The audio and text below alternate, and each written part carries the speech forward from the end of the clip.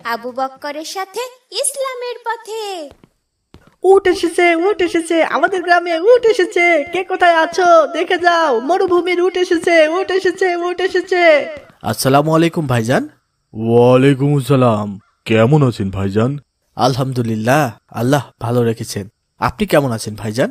আলহামদুলিল্লাহ ভাই, আমার মন আজ ভীষণ ভালো ভাইজান। গতকাল একটা সুসংবাদ পেয়েছি।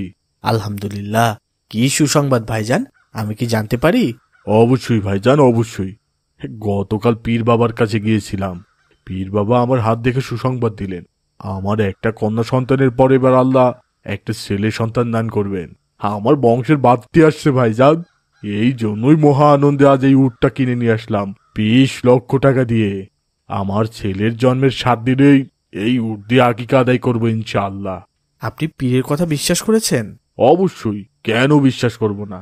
উনি তো অনেক কামিল পীর। হাত দেখে যাকে যেটা বলেন সেটাই সত্য হয় ভাইজান। কাউকে হাত দেখিয়ে ভবিষ্যৎবাণী জানতে চাওয়া ইসলামের দৃষ্টিতে শিরক ভাইজান। মহান আল্লাহ ছাড়া গায়েবের খবর কেউ জানে না। জ্যোতিষী, কনক, রাশিবিদ, পীর, ফকির, সাধু দরবেশদের গোপন জ্ঞানের অধিকারী বলে বিশ্বাস করা শিরকে আকবর ভাইজান। এসব কর্মকাণ্ড কুফরির অন্তর্ভুক্ত।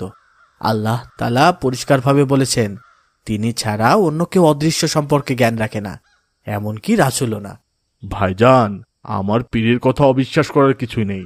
উনি যা বলেন সব সত্য বলেন। কামিল পীর। বাদ দিন, আপনার দাওয়াত রইল।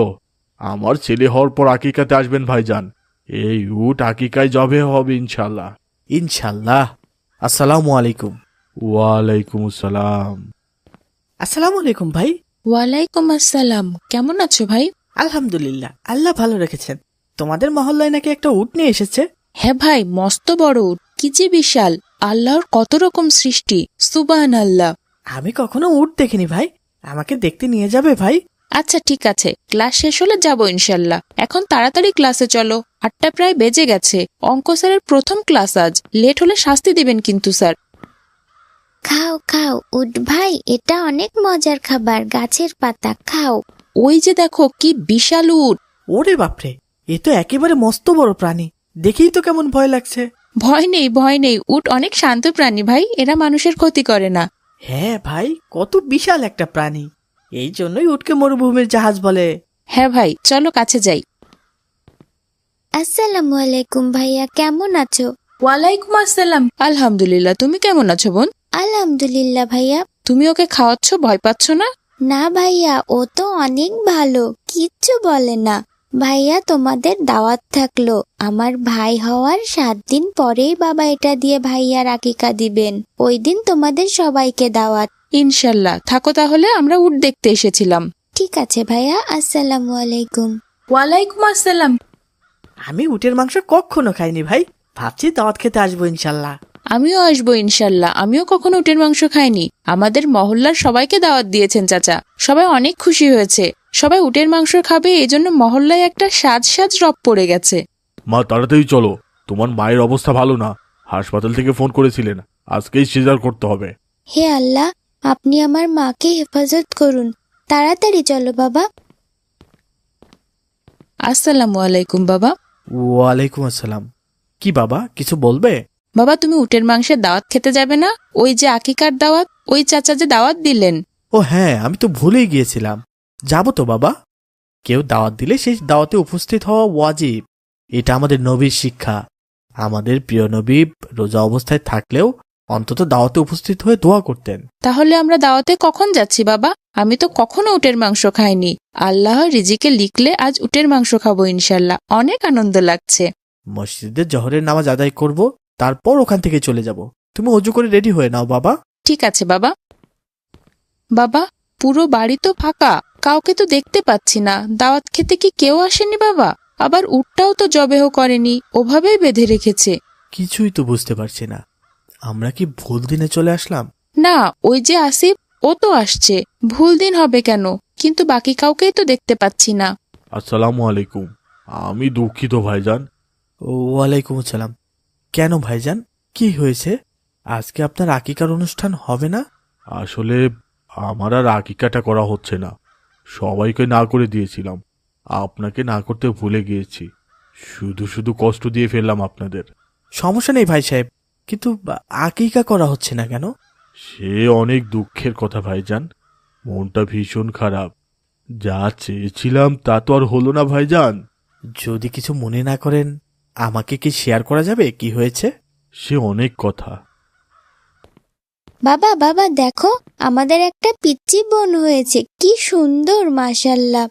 মাশাআল্লাহ, কিন্তু পীর বাবা যে বললেন আমার একটা ছেলে সন্তান হবে এবার। বাবা আমার পিচ্চি বোনকে কোলে নাও। এই বাবা, কথা শুনতে পাচ্ছ না বাবা?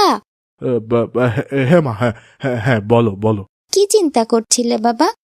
না মানে কিছু না মা, দাও দাও দাও আমার মা, আবার আমার কোলে দাও। দেখো বাবা, আমার নতুন বোনটা কি সুন্দর, একেবারে জান্নাতি পরীর মতো সুন্দর। আমার ছেলে সন্তান হয়নি ভাইজান, আমার একটা কন্যা সন্তান দান করেছেন আল্লাহ। আলহামদুলিল্লাহ, শুনে ভালো লাগলো ভাইজান। আপনার মেয়ে কি সুস্থ আছেন? হ্যাঁ ভাই, আল্লাহ সুস্থ সন্তান দান করেছেন। আপনার কথাই ঠিক, আল্লাহ ছাড়া আর কেউ ভবিষ্যৎ বলতে পারে না। পীর বাবা বলেছিলেন আমার ছেলে হবে, কিন্তু মেয়ে হয়ে গেল। মন খারাপ করবেন না ভাইজান, কিন্তু ভাইজান আপনি আকিকা বাদ রাখছেন কেন? মেয়ে সন্তানের আর কি আকিকা দিব? আকিকা তো ছেলে সন্তান হলে দিতে হয় ভাইজান। ভাইজান, ছেলে হোক মেয়ে হোক আকিকা সব সন্তানের জন্যই দিতে হয়। রাসূল সাল্লাল্লাহু আলাইহি সাল্লাম বলেন, ইহুদিরা পুত্র সন্তানের আকিকা করত, কিন্তু কন্যা সন্তানের আকিকা করত না। তোমরা পুত্র সন্তানের জন্য 2টি ছাগল এবং কন্যা সন্তানের জন্য 1টি ছাগল দিয়ে হলেও আকিকা করো। আমি তো ভেবেছিলাম আকিকা শুধু ছেলে সন্তানেরই দিতে হয়। না ভাই, আকিকা জানের ছাদকা স্বরূপ। বাচ্চার আকিকা করার কারণে কিয়ামতের দিন বাবা সন্তানের সুপারিশের উপযুক্ত হবে। আকিকার মাধ্যমে মুসলমানদের মাঝে মহাব্বত ভালোবাসার বন্ধন দৃঢ় হয়, কারণ নবজাতকের খুশিতে একই দস্তরখানে ধনী গরিব সবার সম্মিলন ঘটে। রাসূল সাল্লাল্লাহু আলাইহি সাল্লাম নিজের আকিকা নিজেই করেছিলেন। তিনি অন্যকে আকিকা করতে উৎসাহ দিতেন। আকিকার বরকতে সন্তানের বালা মুসিবত দূর হয় ভাইজান। তাহলে তো ভাইজান এটা একটা মহা ভুল করছিলাম। আমি এখনই উট জবেহ করছি। এই উট দিয়েই আমার 2 মেয়ের আকিকা হবে ইনশাল্লাহ। আমার আগের মেয়ের আকিকাটাও বাকি আছে। আপনি উট জবেহ করার ব্যবস্থা নিন ভাইজান। আলহামদুলিল্লাহ, ঠিক আছে ভাইজান, চলুন আল্লাহর জন্য উট জবেহ করি। কার্টুন বানিয়ে ঘরে বসে আয় করুন লক্ষ লক্ষ টাকা। যদি আপনার একটি ল্যাপটপ অথবা কম্পিউটার থাকে তাহলে আপনিও বানাতে পারেন আমাদের মতো মজার মজার কার্টুন গল্প। আমাদের রয়েছে cartoon making zoom live course. এই কোর্সটির মাধ্যমে বানাতে পারেন ইসলামিক গল্প, রূপকথার গল্প, ভূতের গল্প, টুনটুনের গল্প সহ সব ধরনের কার্টুন গল্প। কোর্স ফি জানতে নিচে যে কোনো লিংকে যোগাযোগ করুন। বাবা মায়ের বাধ্য ছেলে, অভিযোগ কারণ মজার মজার সব ইসলামিক কার্টুন পেতে আমাদের চ্যানেলটি এখনই সাবস্ক্রাইব করুন আর পাশে থাকা বেল আইকনটি প্রেস করুন।